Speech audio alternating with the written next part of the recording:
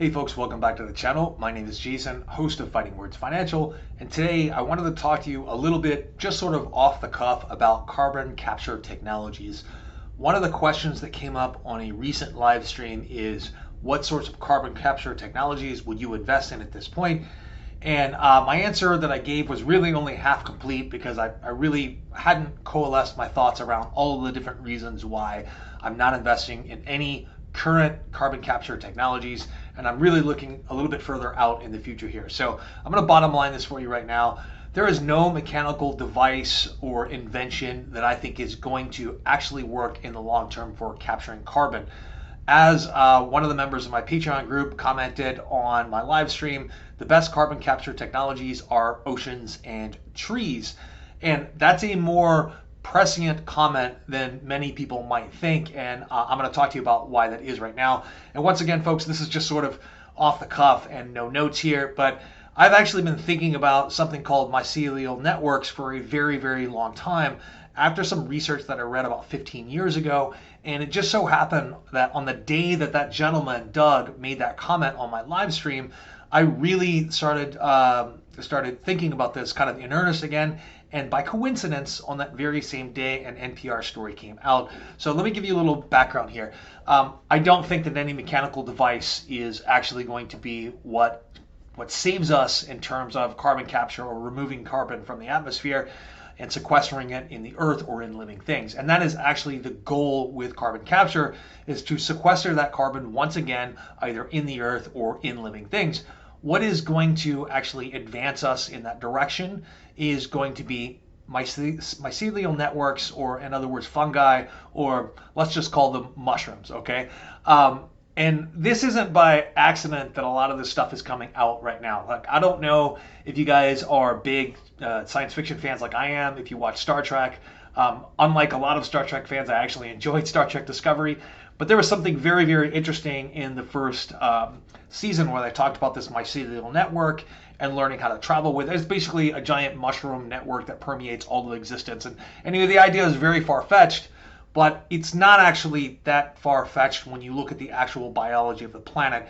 Roughly about 10 or 15 years ago, our understanding of fungi and how they functioned in symbiosis with other living things actually sort of exploded. And honestly, this may be one of the fastest growing bodies of knowledge in all of biology right now, which is studying the way that different fungi work in symbiosis with different plants.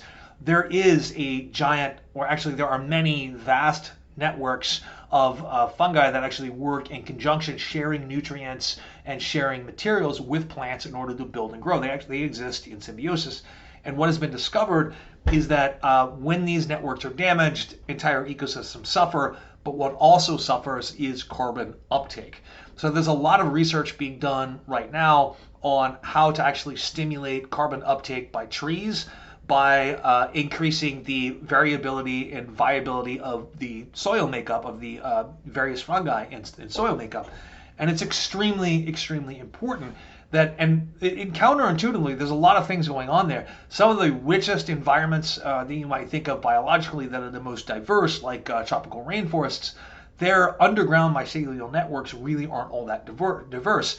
In some pine forests in the tundra in Canada, or leaf deposits somewhere in Norway, actually have some of the most diverse ecosystems of mycelium and mushrooms and all that stuff. So this type of technology, where we're using biology to serve a purpose, meaning we want to create essentially mycelial inoculations of soil, or create new soil combinations with all of these different types of fungi that actually are already existing in soil. We want to create those. We want to spread these all over the world and match them for their individual ecosystems, those that are the most important, to stimulate plant growth to act as carbon sinks. And we're really talking about stimulating tree growth, of course.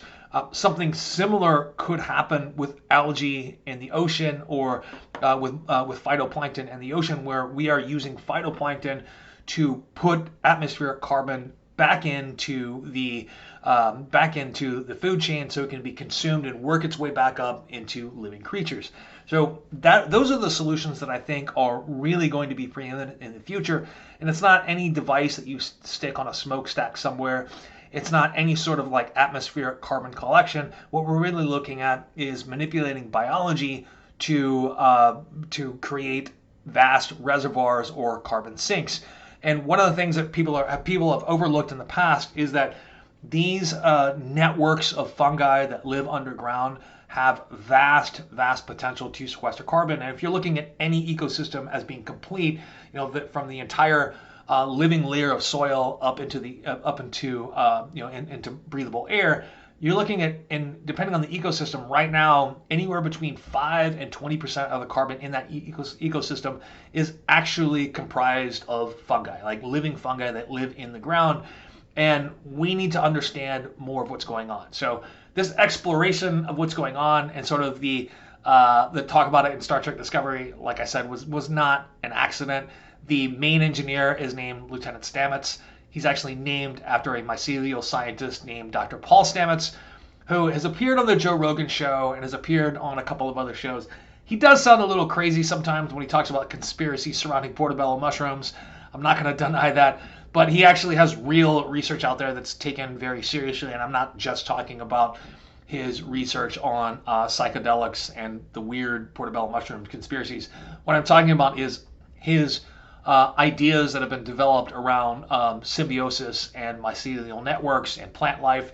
Super important for the future of carbon capture technologies. But how do you invest in this at this point? These ideas, their understanding of how these mycelial networks work in conjunction with plant life, we only discovered that this existed 10 to 15 years ago. Well, they kind of knew that something like that existed, but they really didn't understand the extent of the nutrient sharing that went on and the extent that how fungi could influence the actual life cycle of trees and other plants that take carbon out of the atmosphere. That really wasn't understood until 10 or 15 years ago that it was even happening. The mechanisms of how it happens or how it occurs still isn't really understood today. So we are a decade or more away, I think, from commercialization of this. I think that investing in this at all is sort of a ridiculous proposition. Most of this is being done in the academic world right now. There are a lot of companies that are exploring this too, but like a company like QuantumScape, if you invest in it now, it'd really just be a 20-year-long science project with a very long payoff. It wouldn't necessarily be something that is commercialized quickly. So I'm going to link a bunch of actual research and websites in the description here to talk about what I'm rambling on about here right now in a really wild and unfocused way. But I think that this is something you should keep an eye on for the future, and I think it's going to be very important in the future. And I think that right now, anyone who's hawking some sort of carbon capture device or technology or mechanical contraption that's supposed to do this, I think that's doomed to utter failure at this point. I don't like any industry that only exists because of a government regulation, although there are lots of those. But carbon capture is one of those I think that simply exists in bad faith right now. And I'm saying that very deliberately. I think the entire industry exists in bad faith, and that the way to actually do this right is to use the Earth's biology to create natural carbon sinks, not to try and capture it out of the air with some mechanical device. I think we really have to stimulate plant life to do the job that we're not doing right now. So anyway, these are just my quick thoughts on science. Like, don't take my word for it. I'm going to link a bunch of research in there.